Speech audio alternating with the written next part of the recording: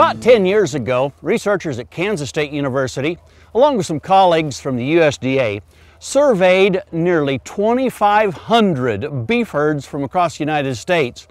And one of the things they were wanting to study was what were the major causes of a high incidence of calf diarrhea or calf scours in those beef herds.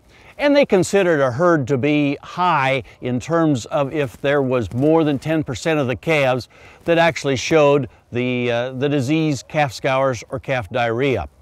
The things that they found in that data set that were the principal causes were, number one, was there a high incidence of calving difficulty in the herd?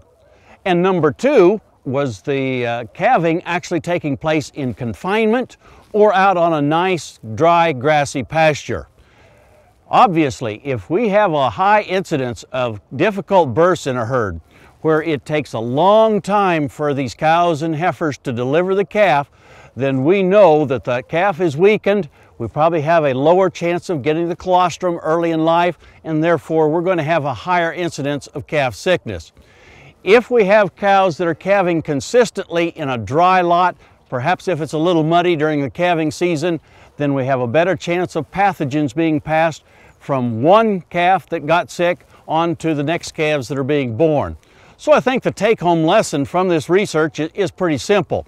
We need to do a good job in terms of raising replacement heifers, making sure that they're big enough at calving time, strong enough to have the calves without an extra problem in terms of being too small in terms of delivering the calf. We want to make sure those heifers have been mated to bulls with low birth weight EPDs so that we have a better chance of that heifer calving unassisted.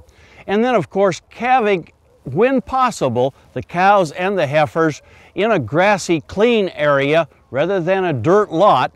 We certainly would like to have a grassy area that's still close to the headquarters so that we can keep an eye on them.